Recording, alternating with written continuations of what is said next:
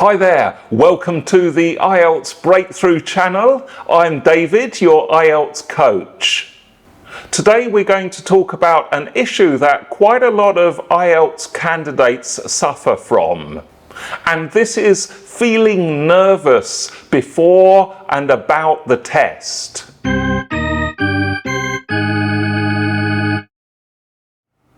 Obviously, the results of the test are very important to many of you. If you get a good score, then your future can open up. If your score is not as high as you need, then of course you're kind of stuck at the beginning and you need to work harder to get a higher score. So because the results mean so much, it's much more likely that people are going to be nervous before they actually start and do their IELTS. The nerves could start the night before your test, meaning that you do not sleep very well and you're worrying about what questions are going to be asked, how the day is going to go, and of course you don't sleep well, so that can affect your performance the next day. If it's not the night before, you might suddenly experience a panic attack just before you go into the test venue or just before you actually get your head down and start on the IELTS test. In this video then, I'm going to offer 5 practical tips that will help you fight nerves before you do your real IELTS. Make sure you watch through to the whole video so that you understand all 5 tips. Before I go into the 5 strategies, let's just talk about the dangers of being nervous. The thing is, being nervous can affect your performance. If you're anxious or stressed, it can affect your concentration. It might make it harder for you to remember key vocabulary and grammar items that you have studied before. It might slow down your thinking or even cause you to freeze when you are in the speaking test, or suddenly just stop writing and go blank in the writing section. Basically, if you're too nervous, your brain can get stuck and go into panic mode. And of course, that's the last thing you want when you're aiming to get a high IELTS score. However, worry not, there are some things you can do. Here are my 5 suggestions about how you might overcome nerves. Now, you'll find some of these strategies more powerful than other strategies. It kind of depends on who you are, what kind of personality you have. So I suggest you think about each 5 and decide which one works well for you. Strategy number 1 is to do the correct amount of preparation. People panic and get nervous because they have not prepared properly for IELTS. Make sure that in the weeks leading up to the test, you do enough practice in the listening, reading, speaking and writing sections. Even if you are confident in English and know that basically you can handle the test well, it's still worth doing some practice to tell yourself that, yes, you've got this. One of the typical issues here is that people just spend a lot of time the night before doing one of these intense preparation sessions before the test. Obviously, we all know that's not going to work, and basically you go into the test the next day feeling tired and concerned that your preparation just was not effective enough. So the bottom line is, make sure that you have a good plan for preparing for your test in the weeks leading up to it. Then on the test night, All you need to do is review some of your notes on the key strategies and have a good night's sleep knowing that you're ready to go in there fully armed. Now, strategy number 2 is to practice some relaxation techniques. These techniques can be very useful when you are just experiencing a panic attack. It kind of just comes on unexpectedly. If this happens, then the military talk about this box breathing strategy. For this strategy, you just control your breath, which takes control of your racing heartbeat and calms you down. The technique is simple.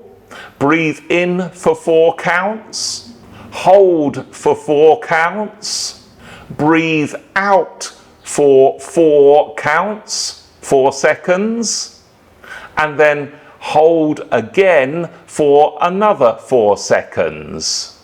Repeat this cycle 3 or 4 times. Strategy number 3 is to use visualization. You might be aware that professional athletes use visualization before they enter a game or a competition. They see themselves performing and doing their best, doing what they expect to happen in the game or the competition. You can use this for yourself. Spend a few minutes visualizing yourself succeeding. Imagine yourself writing an essay where you have clear ideas. Imagine yourself in the speaking test, answering the examiner's questions fully and clearly. If you do this, your brain is more likely to follow through because you have set it up on a positive mindset for it to follow. Strategy number 4 is to stay present and in the moment. I'll tell you a story related to this strategy. At one time, I had an IELTS student. I was coaching them for the IELTS test. And they took the IELTS test. A few days later, they had the results and they reported the experience to me. The candidate didn't do well in the listening test. She was pretty disappointed with it. So, of course, I asked her why, and she said that she could hear the audio from another candidate in the booth next to her, and the fact that she could hear the audio upset her concentration, and she couldn't answer a number of the questions. The basic mistake she made was to allow herself to lose focus and get disrupted by this disturbance. You need to make sure that you focus as much as you can on the matter in hand. If you're too worried about the questions and the score you're going to get, then you're not going to concentrate on giving your best performance. Stay in the moment, concentrate on one section at a time, and don't stress about what's coming next or what's happening around you. And the last little tip, strategy number 5, is to get familiar with your surroundings. Sometimes people are freaked out when they go into a new place and they have to take an important test. It's a good idea to try and visit the venue where you will be taking your IELTS test. If you can't actually visit the venue, then at least take a look at where it is on Google Maps, maybe look at some photos of the venue. Make sure that you are ready to know what to expect when you actually get to the test place. Knowing what to expect can help you feel more comfortable and relaxed when you walk in on the test day. So there you have it. Nerves are completely natural and probably to be expected. But you don't have to let them control you. By following these strategies, you can turn pre-test nerves into confidence. And just so that you don't forget, let me review these 5 strategies. Number 1, prepare properly. Number 2, practice breathing techniques. Number 3, visualize success. Number 4, stay present and focus on the moment. And strategy number 5, get familiar with the test environment.